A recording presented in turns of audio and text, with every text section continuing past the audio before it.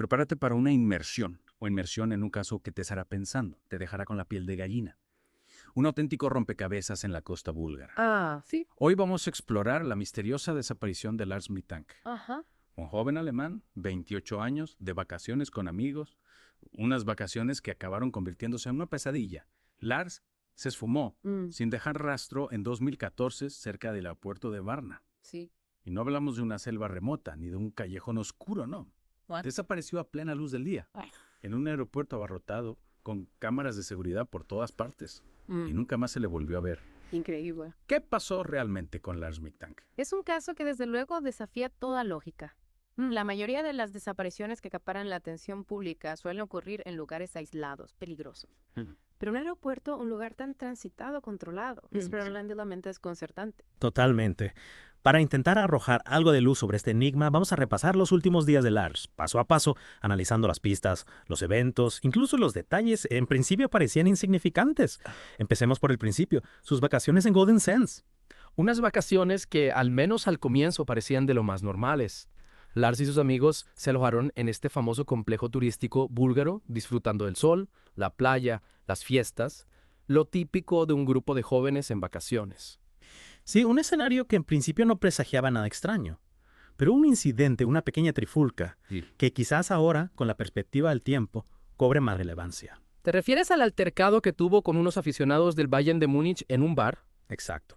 Lars era un ferviente seguidor del Werder Bremen, y parece que la conversación con estos aficionados se calentó un poco. Sus amigos intervinieron y la cosa no fue a mayores. Pero, ¿podría este encontronazo haber afectado a Lars más de lo que creíamos? ¿Pudo desencadenar algún tipo de estrés postraumático que explicara su posterior comportamiento? Es una posibilidad que no podemos descartar. La mente humana es compleja y a veces incluso los eventos que parecen triviales pueden tener un impacto profundo en nuestro estado emocional. Y poco después de este incidente, ocurre algo que marca un punto de inflexión en el viaje.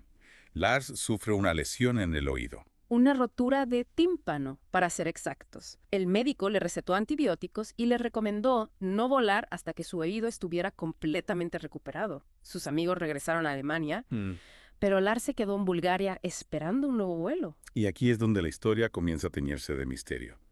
Lars empezó a comportarse de forma extraña, errática.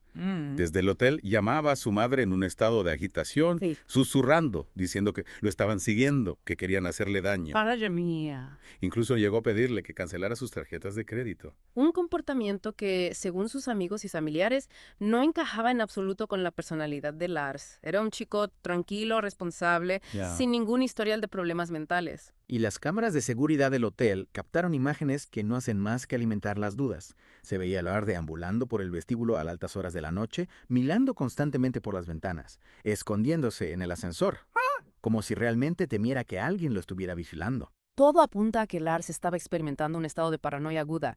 La pregunta es, ¿era una paranoia infundada, producto de un desequilibrio mental, o realmente había alguien o algo que lo amenazaba? Esa es la clave de este enigma. Y para intentar encontrar la respuesta, tenemos que avanzar hasta el día en que Lars debía regresar a casa, el día que llegó al aeropuerto. Las imágenes del aeropuerto, son escalofriantes. Vemos a Lars llegar, aparentemente más tranquilo, arrastrando su equipaje, llama a su madre para pedirle dinero, Sí. y ella, preocupada por su estado, le sugiere que visite el centro médico del aeropuerto. Un consejo que Lars sigue, ¿verdad? Tal vez en ese momento buscaba una especie de refugio, un lugar donde sentirse seguro. O al menos eso nos hace pensar su decisión de acudir al médico. Sí.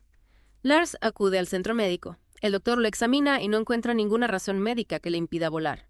Sin embargo, observa que Lars sigue nervioso, inquieto, y muestra una desconfianza inusual hacia la medicación que le habían recetado. Y justo cuando parecía que la situación se estabilizaba, que Lars estaba a punto de subirse a ese avión y dejar atrás esta pesadilla, ocurre algo que lo precipita todo al abismo. Un trabajador de la construcción entra en la consulta y Lars, presa del pánico, sale corriendo. Literalmente huye despavorido. Deja atrás todas sus pertenencias, su maleta, su documentación. Las cámaras de seguridad lo graban mientras corre a toda velocidad por la terminal, esquivando a la gente, saltando una valla de alambre de espino y desapareciendo en los campos que rodean el aeropuerto. Es como si de repente hubiera visto un fantasma, como si el trabajador hubiera despertado en él un miedo visceral. ¿Pero a qué? ¿A quién? Si realmente alguien lo estaba persiguiendo, ¿por qué no aprovecharía ese momento para atraparlo? ¿Por qué no lo vemos en las grabaciones? Esa es otra de las grandes incógnitas de este caso. Si nos atenemos a la hipótesis de que Lars estaba siendo perseguido, la lógica nos diría que sus perseguidores lo habrían seguido hasta el aeropuerto, que habrían aprovechado ese momento de vulnerabilidad para capturarlo. Pero no hay ni rastro de ellos en las grabaciones. Y tampoco hay ningún indicio de que Lars se encontrara con alguien en el exterior del aeropuerto. Simplemente se desvanece. Es como si la tierra se lo hubiera tragado. Y a pesar de las intensas búsquedas que se llevaron a cabo, con perros rastreadores, drones, voluntarios, nunca se encontró ni una sola pista que permitiera reconstruir sus pasos después de saltar esa valla. Y hay un detalle que aún añade más misterio a la ecuación: el dinero que su madre le envió a través de Western Union. Ajá, recordemos que Lars, durante esa llamada telefónica desde el aeropuerto, le pidió dinero a su madre. Ella, angustiada, le envió una cantidad considerable a través de Western Union, pensando que tal vez la necesitaba para escapar, para ponerse a salvo. Pero ese dinero nunca fue recogido. Lars lo dejó allí, intacto. ¿Qué sentido tiene eso? Si realmente estaba huyendo de algo o de alguien, ¿por qué no usar ese dinero para financiar su escape? Es posible que en ese momento ya no estuviera pensando con claridad, que la paranoia lo hubiera dominado por completo. Es una posibilidad. O tal vez, y esta es una teoría aún más inquietante, alguien lo estaba esperando fuera del aeropuerto, alguien que le proporcionaría los recursos que necesitaba para desaparecer sin dejar rastro. Uf, se me ponen los pelos de punta solo de pensarlo. La verdad es que cada nueva pieza del puzzle parece generar más preguntas que respuestas. ¿Sufrió Lars un brote psicótico? ¿Realmente había alguien que lo amenazaba? ¿Y si decidió desaparecer voluntariamente, cambiar de identidad y empezar una nueva vida? Las tres hipótesis tienen sus defensores y sus detractores. Analicemos cada una de ellas con detenimiento, a ver si podemos encontrar algún indicio que nos acerque un poco más a la verdad. Me parece una idea estupenda. Empecemos por la teoría del brote psicótico. ¿Qué te hace pensar que Lars pudo haber sufrido un episodio de este tipo? Bueno, si analizamos el comportamiento de Lars en los días previos a su desaparición, encontramos varios indicios que podrían apuntar a un brote psicótico. Las llamadas a su madre llenas de miedo y paranoia, su comportamiento errático en el hotel, la desconfianza hacia la medicación. Todo eso encaja con el perfil de alguien que está perdiendo el contacto con la realidad. Es cierto que esas llamadas a su madre son realmente inquietantes. Hablaba en susurros como si temiera que alguien lo estuviera escuchando. Mencionaba que lo seguían, que querían hacerle daño. Es difícil imaginar que todo eso fuera producto de su imaginación. Claro, pero hay que tener en cuenta que en un estado de paranoia severa, las percepciones se distorsionan, el miedo se amplifica y cualquier detalle, por insignificante que parezca, puede interpretarse como una amenaza. En ese estado mental, la línea entre la realidad y la fantasía se difumina. Entiendo. Pero entonces, ¿qué pudo desencadenar ese brote? ¿Fue la lesión en la cabeza? ¿La medicación?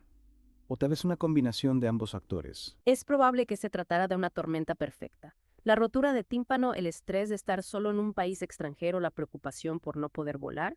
Todo eso sumado a la medicación, que en algunos casos puede tener efectos secundarios psicológicos, pudo haber creado un caldo de cultivo perfecto para un episodio de psicosis. Y en ese estado mental, la aparición repentina de ese trabajador en la consulta médica pudo haber sido la gota que colmó el vaso. Exacto. Para alguien en pleno brote psicótico, cualquier estímulo inesperado puede ser interpretado como una amenaza, como la confirmación de sus miedos. En la mente de Lars, ese trabajador pudo haber sido el enemigo que lo acechaba a la prueba de que su vida corría peligro. De ahí su huida desesperada, dejando todas sus pertenencias atrás. En ese momento su única prioridad era escapar, ponerse a salvo, aunque eso significara adentrarse en lo desconocido.